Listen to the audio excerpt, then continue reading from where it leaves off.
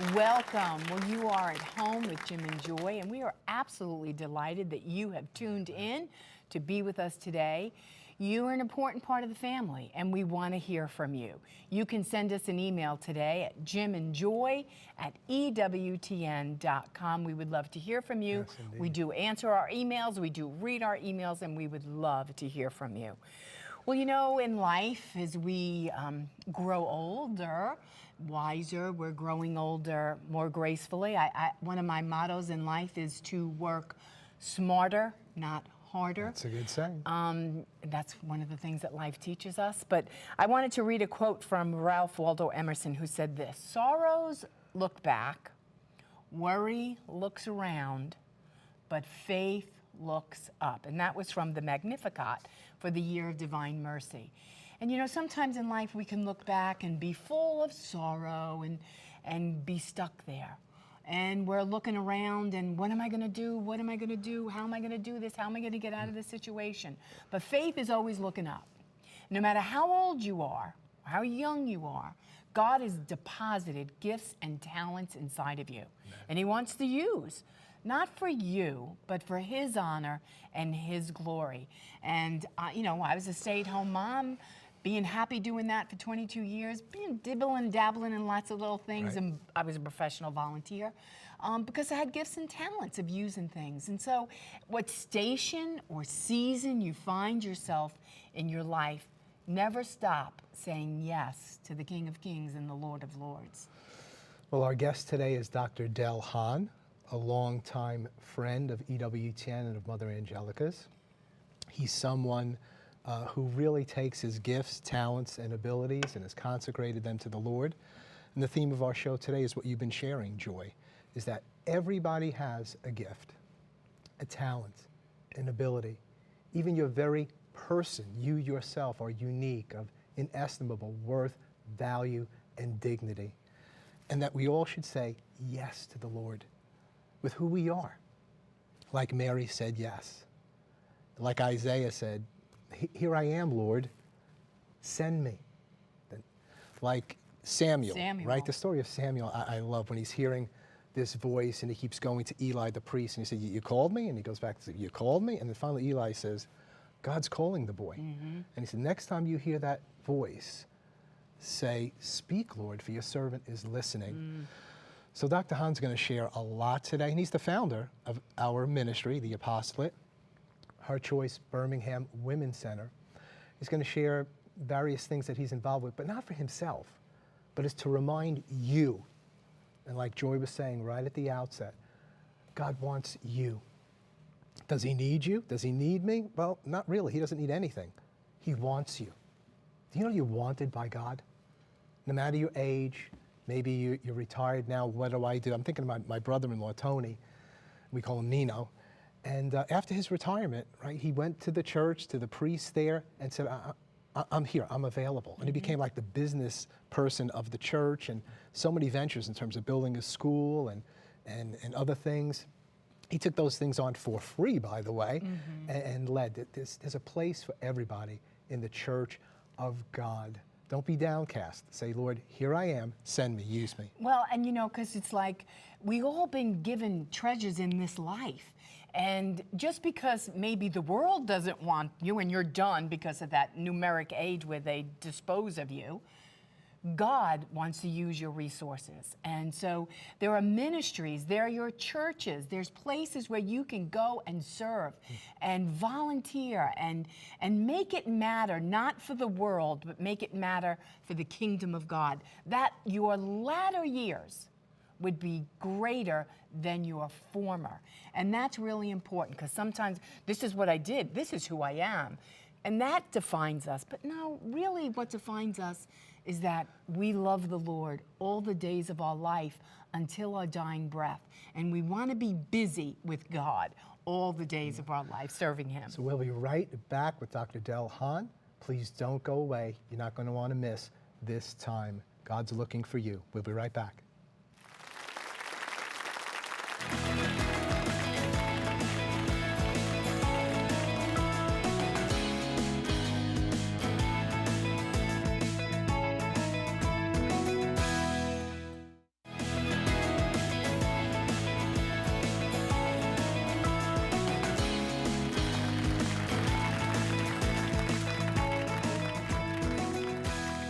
welcome back. Well, you're an important part of the family, and we want to hear from you.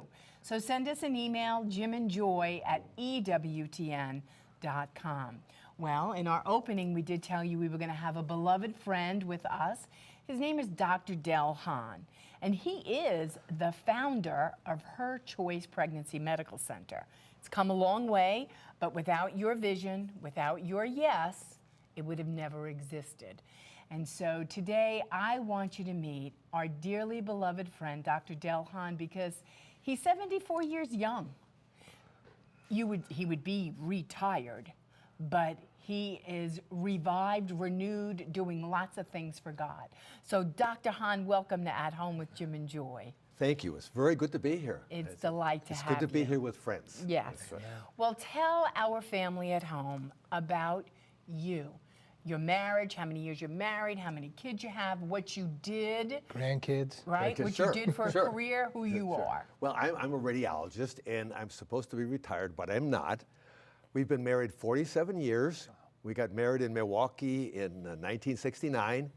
We have 3 grown children and 14 grandchildren. Thank God. And through the grace of God, we're still healthy, and we're active in trying to do things in our life for God. And we feel very, very blessed, and we have a wonderful family. Beautiful. Dr. Hahn, when you say you're a radiologist, which you are, what does that cover? What does that entail? Most of us, when we think of radiologists, we think of, ultrasound, or we think Exactly. of, yeah. Well, X-rays. basically, X-rays, that's what I was X-rays. So many people today aren't calling us radiologists anymore. They're saying imagers, because I evaluate images, whether it's ultrasound, X-rays, plain X-rays of your chest, your bones, CT scans, MRI scans, nuclear medicine scans, you name it. And when in a hospital situation or in a large clinic, I also help set up procedures in the correct way to do these studies. But for the most part now, I spend time interpreting these issues for the most part at my home office with all of our computers. Okay. And so, you're looking for diseases? Looking for diseases, looking for fractures, looking for other abnormalities, things that could be of concern, congenital abnormalities that people don't know about. In ultrasound, we still do a fair amount of ultrasound at the Cooper Green Clinic, and we look at pregnancies, we look at the gallbladder, liver disease, all sorts of things, all sorts of many different things. Yeah. Now, you're our friend, but you've been a friend of the network for many years. From Correct. Mother Angelica's. That's correct. So share with us a little bit about your own journey from Illinois, right? From Illinois. And making your way down here. How did that all transpire? What took place to bring you down? I was a radiologist. We were living in Decatur, Illinois, and I was practicing radiology at a large hospital, Decatur Memorial Hospital in Illinois, in Decatur. And we started to have some personality issues there. But at the same time, Mother Angelica and I had been in contact, and she invited Peg and I to come down for a retreat herself. And so we did, and when we came down here, we met friends. And about the same time, our oldest daughter was looking to change from the University of Illinois to another college to do pre-med. And she came to Birmingham Southern, and she was down here. And so as we met Mother Angelica several times, and we developed French down here, we came down here quite frequently. And then because of procedural and policy issues with our radiology group down in Illinois, we decided to move down here. And we came down here, bought a house nearby, right behind the network here at that time, and started to live down here. Wow. Now, were you were aware of Mother Angelica back in Illinois? You were watching TV. You knew I was about her? watching TV back in Illinois, and this was during the Gulf War. And that Gulf War was going on, and I had some issues with that, spiritually. And so I just called and asked to talk to Mother Angelica, and they put me right through to her. And she answered the phone. I said, "Oh, hello, Mother." This is like what year? This would have been 90? 1991. Okay. That's January of amazing. 1991. On February, I think it was February 11th, 1991, we came down here. Okay. But didn't Mother have a word for you? Well, after we came here, Yeah. she said it was apparent that she had confused me with Dr. Scott Hahn. Okay. And then she said, I'm going to ask the Lord why he brought you here. And then she gave us the 3-day retreat, and we had a wonderful time and learned a lot, and a beautiful spiritual lady. And at the end, she said, well, now I know why you're here. We said, it's not for you now. Someday you will know. And that was the end of the retreat. It's incredible. And that was, and at that time, we said, okay. But at that time, we did not have any idea that we would ever come down here, live here permanently. That was not in our mind. Right. Right. Well, how was that confirmed for you to come down then? That's a big move. That was a real big move, a very big move. Well, we had started developing policy issues in our radiology group in the hospital up there. And some of these issues were concerned with pro-life and some legal testimony that I had to give. And so I had a license to practice medicine in Alabama. And so we decided to come down here. I retired from the group up there, gave my notice, and we flew down here, moved into our house here. Our son was going into the Legionaries of Christ. Our daughter was in Birmingham Southern College here. And our other daughter stayed in Decatur at that time. So we started our life down here. Well, that's amazing. Now, you say that you frequently came down here. That is correct. How did you do that? Because we know that you are a pilot. That's right. I had an airplane, a different one than one we have now. But I would fly down here periodically from Decatur, Illinois. At that time, it took about an hour and a half. And so we would frequently come down here and get together with many of the people who worked with the network at that time. Yeah. And we would have prayer meetings and get together for friendship meetings, and periodically with Mother and the sisters. And it was a very beautiful, wonderful time with these spiritual and helpful people who were actually doing God's work. It was a beautiful, uplifting time for us. And we thought at that time, well, maybe we could someday live down. And we came down here and enjoyed it, and our life has been wonderful. Fantastic.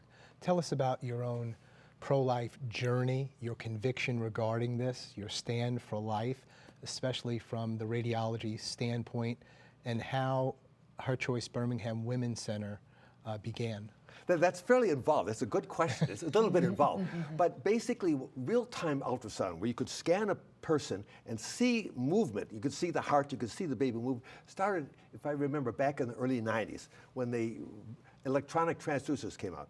And so I started looking at real-time ultrasounds and some of the young women who were coming for ultrasound examinations in the hospital in Decatur. And I saw that the babies moving, the heart, affected these women who, some were married and some weren't. And I saw how that affected them. And so that was in the back of my mind, but I didn't pay too much attention to it at that time, because 3-4 years later we came down here. But then out of the clear blue, I saw an issue of the National Catholic Register. Okay. And there was an article about how real-time ultrasound was changing minds in women who were setting up to have an ultrasound, maybe have an abortion. And I thought, well, we could do that. I thought, I could do that. And I noticed no one else had done that around here at the time. And so we set up, first of all, in L3, we set up a phone line where ladies could call in and hear ministers and priests talk about abortion before and after, and the aftermath, and spiritual issues. And then subsequently, we decided, well, we could get an ultrasound. We'll do the ultrasound. And that started with Her Choice on 11th Avenue South, and now it has morphed to where it is, and grown with your help and with your work and with your expertise, and is growing into such a beautiful work of God. When you say you saw the effect on women, or maybe teens, having ultrasounds, Correct. even before you established Her Choice Birmingham Women's That's Center. right. What's the effect? What was the impact? What did you see? Was there a particular situation, scenario where you saw this take place? Several times, yes. Because prior to the real-time ultrasound, you had to take a transducer and pan over the belly of a lady who's pregnant, and you could come up with a static image, just a picture of ultrasounds of a skull or an abdomen, and you could sort of make out it's a baby, but if it was pretty small or if it was turned in the wrong way, you really couldn't be, you knew it was a baby, but you couldn't be sure. But now when you added the electronic processing, giving a very fast image, you could actually see it was a moving baby. And the young women that came in fact, one girl who came in who was 13, and she had been having nausea and vomiting, and her mother brought her in because her daughter thought that she had a gastrointestinal infection, and she was pregnant. And this 13-year-old saw that baby in the moving heart, and this 13-year-old started crying, seeing her child. And then subsequently that happened a number of other times. And I started to think in the back of my mind, this really has an impact on these women who feel that their only option is to have an abortion. But now when they see it's a real baby, the idea that this is just tissue, it's just cells, goes away. That's gone. Right. They see it's a child. Right. Especially also when they hear the heartbeat. Right. And they bring the face and the reality to, That's right. my God, there is a baby in my womb. You cannot deny that once you see it, That's right. And sometimes even then, even early on with these teen girls, I would see it was the real time, and my technologists were amazed that the baby would be sucking the thumb in real time. And sometimes the mom would be there and they would see that, even back in Illinois. They say, oh my goodness, that's my grandchild. I said, yes. Yes. We had one time, in real time, we had a client that was abortion-minded, and one of the counselors came out and got the other counselors together and told the sonographer, said, we need to pray. We need this baby to do something so this mother will see. Right. We need this baby to wave to its mother like something, oh God, please. Right. So the sonographer went in there, and in real time, on her abdomen, as she's scanning, the baby, which was like 13 weeks, waves Really? to the mother. Waved Waved. to- And everybody, the sonographer was just like, oh my gosh, like Yes. it did what we asked, oh my gosh. You Oh my know? God, yes, And yes, so yes, she came out yes. and we had really prayed, and it was really overwhelming because, as you say, as ultrasounds have advanced, That's right. you know, and you can see the baby moving and sucking its thumb and turning. I mean, just the beauty and the miracle that goes on right before our eyes. The mantra that they probably get from their friends, from others, it's just cells, it's just tissue, it's really, it's not a baby. That goes away. That's gone. That's gone when you see the child. Right, you cannot deny the essence. And the stats tell us that 80% of girls, of women, who see their baby on ultrasound choose life because it validates what it really is. It's not that blob of cells, it's not a blob of tissue. We're all blobs of cells, but we're all that in life anyway. But here we are, and we get to hear and see. You know, the data shows in these surveys on these young women that deep down, they know it's a child. Yeah. They know that. But they hear it's just the cells, but then that's gone when they see it. Right. The modern mantra, it's just a bunch of cells, is gone Right. when you see it. Right. It's amazing what ultrasound has done. Well, the conversation is so important to have with a girl in crisis pregnancy, and we're so grateful That's that right. if we can have the conversation, there's great hope. But, you can ask them, what is abortion? And they'll speak about choice or my decision and so on. But like you said, this takes it out of the realm of conversation and puts a face. It's very incarnational. That's right. The baby's always there, but for us looking, it incarnates that baby, and it really bypasses the conversation in some ways, because you're just seeing it now. That's right. And it's tangible. That's right. And that's validated by the surveys of the young women who have had abortions.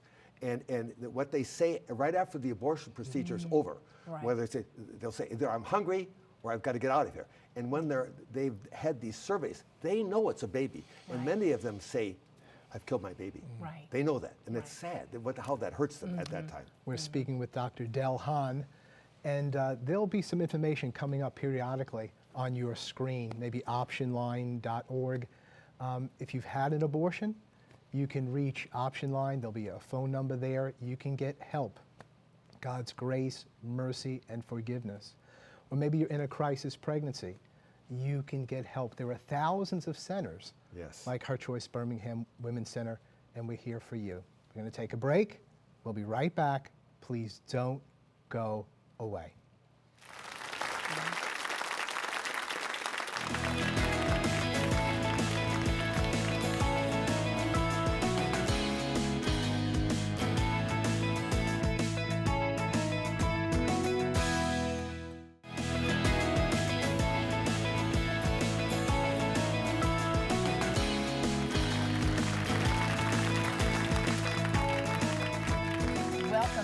You're at home with Jim and Joy, and we are here with our beloved friend, Dr. Hahn. Well, Dr. Hahn, we have an email for you, and it says this: I'm a single guy in my late 20s, and I often feel discouraged about my vocation. People frequently ask me if I've considered the priesthood. Of course I have, but I feel stagnant and unable to hear what God is calling me to do. How can I be more open to hearing God's will? Am I just not listening well enough? And this is from Stephen. I think that's a wonderful question because in my life, I had similar thoughts. I was in the seminary at one time, but that was not my vocation. That became apparent. And when we came down here, and before down here, actually about 30 years ago, I was wondering, what can I do? What can we give back? And with spiritual direction and other people, my talent is not to go out and do apologetics. My talent is not to teach. You sure wouldn't want me at Habitat for Humanity. Those houses wouldn't last. But I have been given talents, and I know medicine. I've been given the ability to be of service in medicine. I can do research in medicine, look up things, for example, in contraception, radiology, and other things, and I fly airplanes. Right. And people have said over the years, priests have said, use the talents that God has given you. That's how you serve. Right. What do you do? What is your profession? What talents do you have that you can give to others? And that's what you do. And so as a radiologist, I know a little bit about medicine. I can do research on contraceptives, on pregnancy, things like that. And that has become her choice. And I fly airplanes, and we are able to be of service to people who have never been in a plane, many people who are sick. Over the last 25, 30 years, we've taken hundreds of people on different flights who are really suffering their different sicknesses, who have terrible crosses. And it's been a joy for us. We gain more. We gain more from it than what we give, much more. I'm thinking of our email, Steve, I think his name was. And you make what does he do? What does Steve, what are his talents? Right. He said, no matter whether you're 74 or you're 50 or you're 25, what has God given you? Yeah, that's a critical point. That's right. I had a bishop who used to say, as now, so then. As now, so then. What are you doing now? You may very well be doing that later. Yes. In your life, take a look at what you're doing. So we too often bypass that. But as well, you mentioned spiritual direction. I mean, it's really important to be in prayer, have a prayer partner or a deacon or a priest or somebody who's known in that area. I think is it spiritualdirection.com? Spiritualdirection.com. That's a website that you can go to there. Dan Burke heads that. He's with the Catholic Register as well. Right. And they'd be helpful to help you think things through or to find a spiritual director nearby. But Dr. Hahn, let's continue to explore kind of the theme of this time, which is everyone has gifts and talents and abilities. Everyone can serve. Correct. Consecrate them to the grace of God, ask the grace of God, and serve. And you were mentioning that the parable of the talents is something that's really been so meaningful to you and to Peg. Unpack that some more for us. Yes, I think my feeling is that in the last 10, 15 years, I've realized that life is passing, life is going on, and we are all given a certain amount of time. And I don't remember 10, 15 years ago at Sunday Mass when that parable was read, and Peg and I are talking after that. What have we been given? What are our talents? And perhaps God has given us too. Are we able to use what He's given us? He's given us that. It's something we have. Can we enlarge it and give it back to Him? Not hide in a corner and just bury ourselves and try to be an enclosed group by ourselves. How can we go out and serve God in the talents we have? And maybe God will enlarge what we can do. He can do it, we can't. But maybe God's grace and God's gifts can take the talents we have and enlarge them and help many others. And I think through the grace of God, that is what's happening. That is what's happening. And again, as you had mentioned, Jim, age doesn't make any difference. And whatever, I'm 74, like I said, and everyone can be of service. Yeah. And I think that perspective of eternity is just so important, to believe in eternity, to believe we have a limited time here. And too often we hear about younger people. For us, young might be 50 or 60, but now we really hear of teenagers and people in their 20s passing away. So it isn't like, don't wait till you're 70 years old to say, gee, maybe my life here is going to come to a conclusion. And it isn't a morbid thing, but we need that eternal perspective that we will stand before the Lord and render it. We want to do it joyfully. That's right. But we will render account for the things that we've done in this body. Exactly. And God doesn't want back what He gave to Him. He wants it multiplied. He wants to multiply. That's right. Because that's a spiritual principle, isn't it? That He's fruitful, that God's fruitful. That's in and right. of himself. And if we're made in the image and in the likeness of God, we're meant to be fruitful. As God gives us the growth, we can't say how much growth there's going to be, but he doesn't want to back exactly what he gave you. He wants it multiplied. I have, the people that we are friends with, Our Lady of Sorrows, they have many different talents. They're different ages. Some of them are very good in construction, in carpentry, and they help Habitat of Humanity and other things. Others are good teachers. They volunteer at Her Choice and other schools. And some of them help out at Crystal Ray on the south side. And people do different things. Everybody does something. They're of service. And they're all different age groups. Some are 30, some are my age. Everybody does something. Okay, we're going to go straight to another email. I love hearing stories about average people who are making a big difference. Not everyone can fund a brand new apostolate. I have to ask, though, is it okay to acquire wealth and live comfortably as long as you're sharing what you have with others? I'm not incredibly wealthy, but I do not want for anything.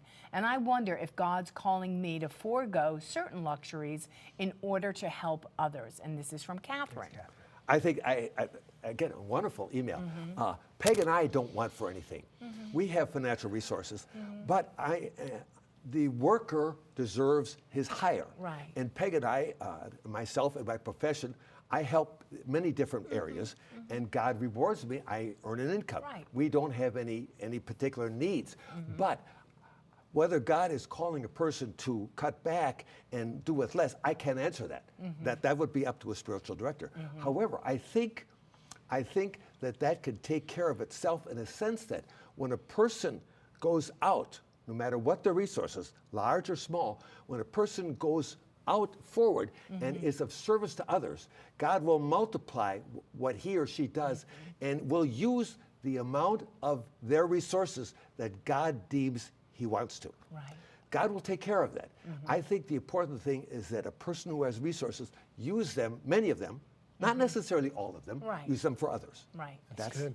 Well, even at the Pregnancy Medical Center, Her Choice, where we work, every morning we get together and pray with all of our staff and volunteers, and we have 2 nurses on staff. We have a good crew, and everyone's equipped and talented.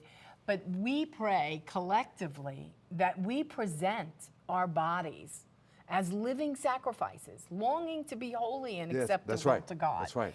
Because where we are weak, then God's going to make us strong. And we ask him to come and bless us, anoint us, and equip us.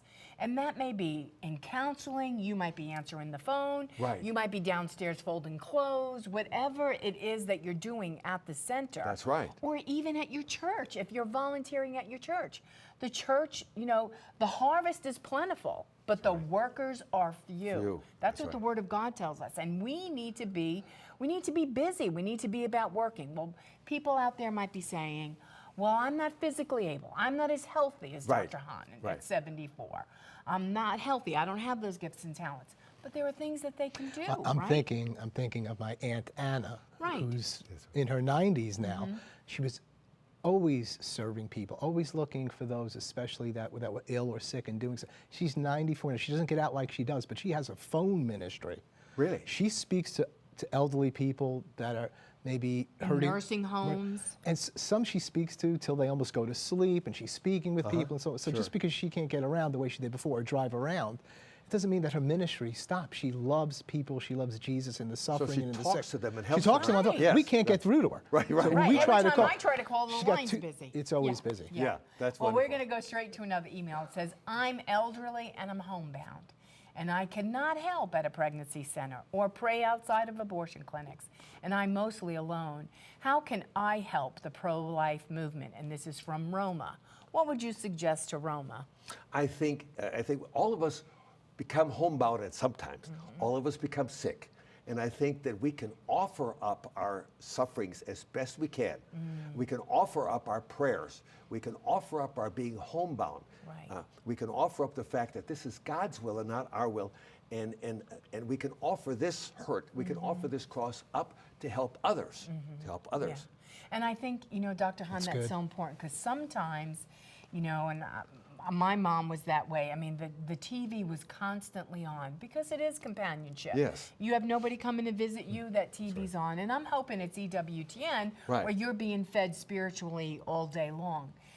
because sometimes the television can become such a distraction, even if you were just to sit there and maybe you can't get to your church to do the Stations of the Cross or work through a devotion or a spiritual exercise. There are books at home that could assist you with that, you know? That's right. Or praying the rosary. You can do that on EWTN, and where you sit and then you're praying for those who are at the abortion mills or who are at the pregnancy resource centers. So every condition, every stage, every station of life is always an opportunity for us to come closer to the Lord and to be about being a worker in the vineyard, right? That's right. I'm aware of several friends of ours over the years who are priests, who are suffering from cancer and different ailments, and they're offering their masses. They're mostly homebound, and they're offering their prayers and their sickness and their suffering for others. And I can't imagine the beauty that God is working in other people on the basis of these people, these priests who are praying for others. This is a very important mystery, isn't That's it, right. that you're sharing? And I guess it comes That's from right. St. Paul speaking about offering himself, and I make up for what is lacking in the sufferings of Christ, like whatever what could possibly be lacking. But it's your own personal sufferings or betrayals or illness or rejection or whatever it might be, that shouldn't be wasted, and it shouldn't just be consumed by ourselves, but somehow we unite this to the redemptive work of Christ, and it bears benefit in our own lives, our families, the church, and the world. This is the truth. That's right. Exactly. Joy, I can't imagine how many souls were helped by your suffering when you were sick and you were offering that up to God for others. That must have been of incalculable value. And that's the beauty of which we can. When we're suffering, whether we're homebound, whatever we're going through, we want to be united to the Lord so that everything that we do, our every breath matters. Because, Dr. Hahn, as we get older and as you get older, that's right, eternity is closer. Right? That's right. I mean, the finality of our lives is closer. It's not like, well, I'll get to that someday. This is the someday. This is the someday. And so this is the time where we really have to evaluate our lives and make the changes that we need to make. And it's hard. It's hard as a young person to think that your life will end. It's very hard to have that in your mind. But in my profession, as a physician or as a nurse, healthcare workers, we see people who won't make it to 30. We see people who won't make it to 40 with different diseases, with accidents, with violence. And so, if I could take that little experience of mine and other doctors and nurses, and I see it at the hospitals, that we don't know when God is going to call us. In this profession, you see people, I see people with mammograms, women who are in their 30s, very frequently, every week or two, who are not going to make it to be probably to 40 or 50. And for many different reasons. They don't have access to care, they don't take care of themselves, but we never know. We look at the newspaper every day and see the violence in our cities and the automobile accidents. And only God knows. Every day is truly a gift. We're going to go straight to another email, and it says this to us. The question is, I just recently got involved in the pro-life movement, and there's been more than one occasion where someone has asked why pro-lifers don't support birth control. They say, if women had more access to birth control, they wouldn't need abortions. At first glance, their arguments seem to make sense, even though I know that they are wrong. But why are they wrong? And this is Jen from Illinois. That's a very, very good question. And we could take several hours on that. In fact, several years ago, I talked about that. But back in the 60s, when people were talking about the first contraceptive pills, some of the meetings from Planned Parenthood and others showed people knew at that time, for example, that contraceptive pills, for many different reasons, are not 100% effective. Theoretically, they're about 95% effective, but in the day-to-day usage, it can range from 50% to 80%, depending upon whether it's a married couple, unmarried, depending upon the sickness. So the contraceptive pills have a certain unreliability for many different reasons. And as a general rule, it's about 80 or 90% effective, 20 or 30% ineffective. So if you have millions and millions of ladies around the world in the United States on the pill, you're going to have a much increased rate of unplanned pregnancy. It's going to be much higher. So people in the 60s, they knew that the more contraception, the more unplanned pregnancies and the more abortions. They knew that. They knew that. That was a known fact. We're speaking with Dr. Del Hahn. Beautiful conversation regarding the gospel of life. We're going to take a break. We'll be right back. Please don't go away.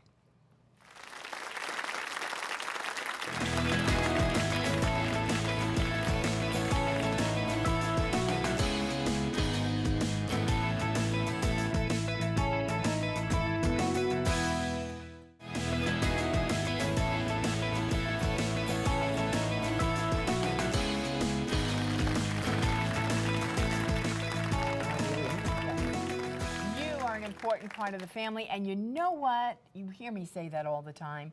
We would love to have you join us live right here in our studio audience. You can come and do that. All you have to do is contact the Pilgrimage Department by emailing pilgrimages@ewtn.com, or you can just give them a jingle at 205-271-2966. Maybe you need a spiritual retreat. Maybe it's time for you to get out of town and you want to come to beautiful Irondale, Alabama. Come and visit the studio, the set, meet all the wonderful people who work here, take a tour of the whole facility, go up to the shrine in Hanceville, and let it be a wonderful spiritual retreat for you. We would love to have you. Well, right now we're going to go straight to Rome, and we're going to hear what Joan has for us today. Joan? Well, greetings to everyone at home from Rome on this April day. Now, you know, one of the main teachings of the church is that life begins at conception, and it is sacred until its natural end, and the right to life is a God-given right. Now, this year, interestingly enough, Holy Thursday, March 24th, marked the 21st anniversary of John Paul's encyclical Evangelium Vitae, the Gospel of Life.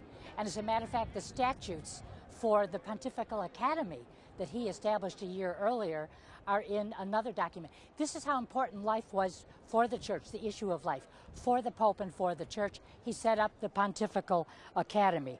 And the motu proprio, the document setting it up, was called Mysterium Vitae, the mystery of life. Now, as its website says, the Academy exists to promote and defend life, especially regarding bioethics as regards Christian morality. And the Academy fosters a culture of life within interdisciplinary studies. And most of its members, as a matter of fact, they're in different fields of the biomedical sciences and other related disciplines. Now, here's something very interesting I bet you didn't know. Members of the Academy sign a 7-part Servants of Life declaration that states, among other things, in the presence of God and man, we, the servants of life, declare that every member of the human species is a person. Number 2, the fertilized egg, the embryo, and the fetus may not be given away or sold. They may not be denied the right to progressive development in their mother's womb and may not be subjected to any kind of exploitation. 3, no authority, including the mother and father, may take the life of the unborn. A servant of life may not perform actions such as destructive research of the embryo or fetus, elective abortion, or euthanasia. Would that everybody felt like these servants of life feel. Great stuff. Back to you at home. Thank you, Joan. Another wonderful report from Rome, and it fits so well with what we're speaking about, the teaching of the church on the sanctity of human life from that moment of conception. That's right. Yes, that's right. You know, actually, research has showed through interviews and others that young women, human beings, they know it's a baby. And deep down, they understand that. And the mantra is it's just cells and it's not really, but they know. And this has been shown with interviews after abortions, that the ladies, they're hurt, they're hurting, they understand, they do know. Right, and that's why we need the conversation at CPC centers and pregnancy medical centers, so that if we could have the conversation, we begin to, especially our counselors like Joy and the women, really it's a restoration of feminism. It's the true Yes. feminine, the feminine genius, as True I think John Paul II said. And that begins to come out of them. That's so right. that they can see that. And our counselors hold that before, and it's like, you know this, you have a memory for this. We're going It's to pull deep this inside. out. That's right. It's inside. They That's begin right. to connect with that. Yes. Then they see the ultrasound. Then they have all of the support. And about 80% of them or so will choose the way That's of right. life. Well, Dr. Hahn, we're speaking a lot about, in this segment here, about the moment of conception, the sanctity of life there.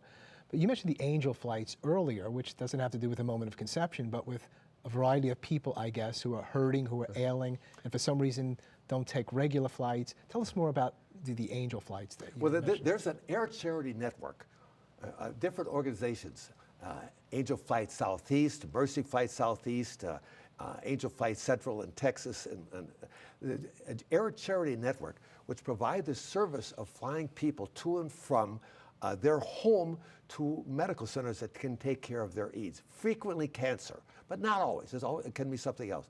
And sometimes they cannot afford airline flights. Not infrequently, because of chemotherapy, because of other issues, they cannot travel on the airliner, be with other people in the pressurization system with the circulating air, or they can't be with crowds of people in the airport. So their doctors will contact one of the groups, one of the air charity networks, and they will, with their computers and phone, they will put groups of pilots together to fly people from A to B, from their home or their home area to a center. For example, here in Birmingham, there are many fine people that do that and link up. And frequently, my wife and I take people from somewhere around here toward Houston or toward Little Rock, and who are really suffering with different types of crosses.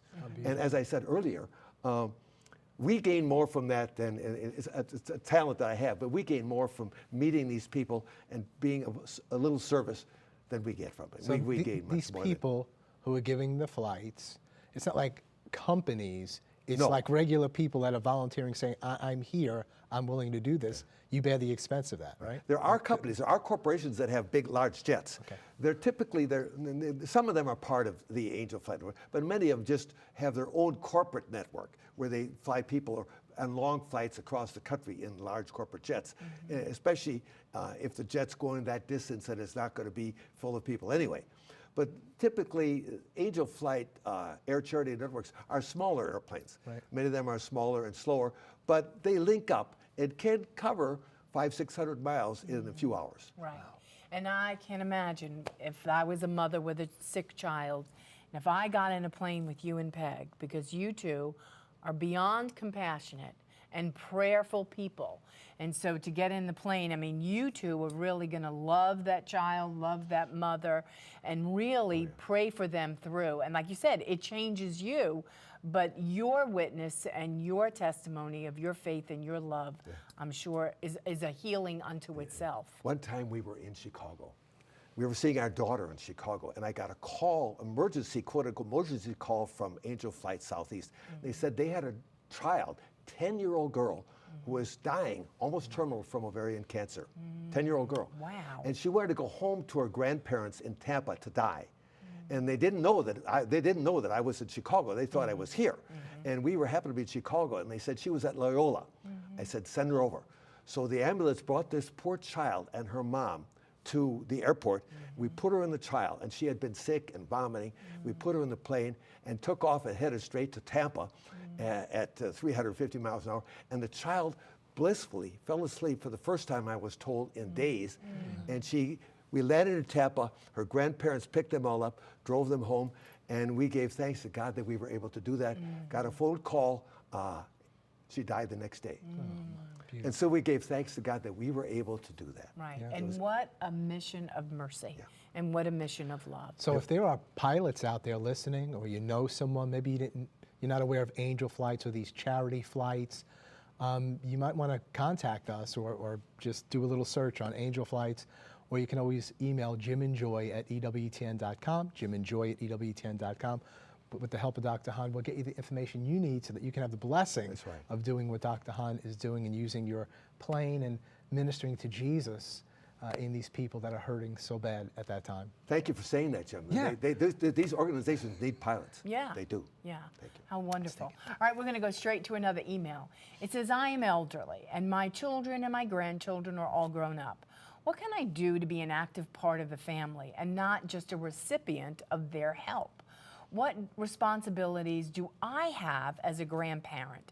And this is Susan from Kentucky. Well, I don't know what Susan's, what her issues and where she lives and her grandchildren live. We have a child, of course, we have grandchildren in Chicago, and one of our daughters in Chicago, and the other two children with the grandchildren are here. But there's many ways to get to Chicago or to go wherever your grandchildren are.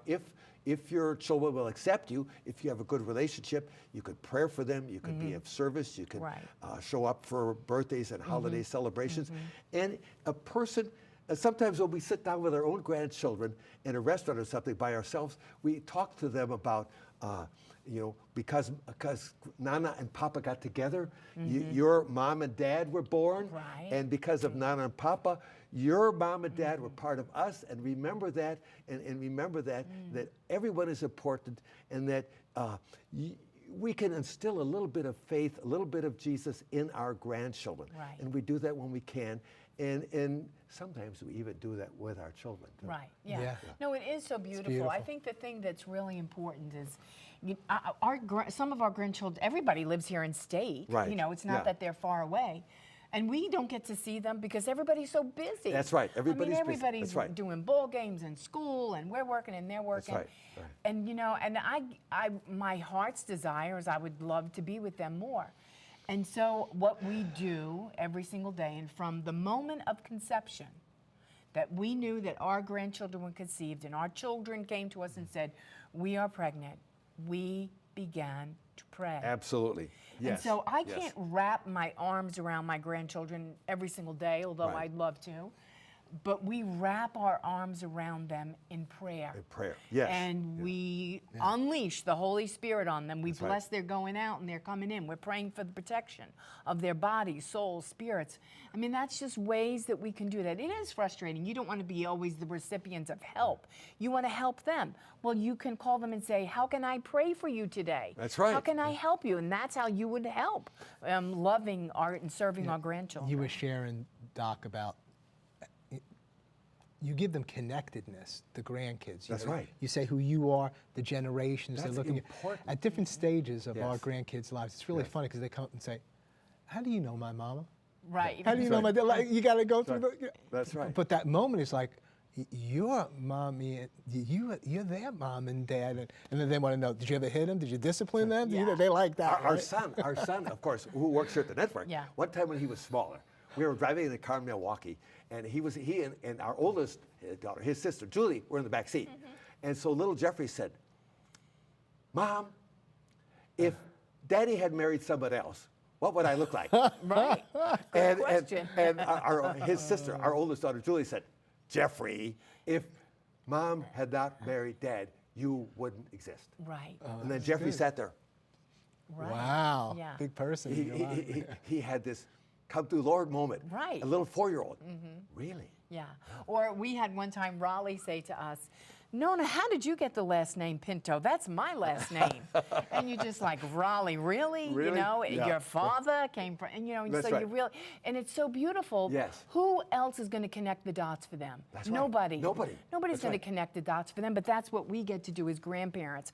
We get to connect the dots. We can say, your temperament is much like your dad's. Yeah. Well, what was that like, Nona? And you can get to share and say, and so maybe you want to get rid of some of these vices and your impatience That's and right. your, because otherwise, and so you really can share and cultivate truth and hope and love inside of them. And with your grandchildren, you could start them to pray before meals. You can start them to pray for a friend of theirs at school who's sick, who's hurting. Right. So they can develop the habit of praying for their friends, Right. of praying for mom or dad who might be having issues of sickness. Right. And so you could inculcate in your grandchildren Yes. prayer and prayerful life. There's so much to do. Doc, share with us a little bit more about, quickly, because time's running out, just your own spirituality, your marriage with Peg, Our Lady of Sorrows Church, why you're there, what's special about that? When we came down to Birmingham, our daughter was already here, and she said, "You might want to join Our Lady of Sorrows.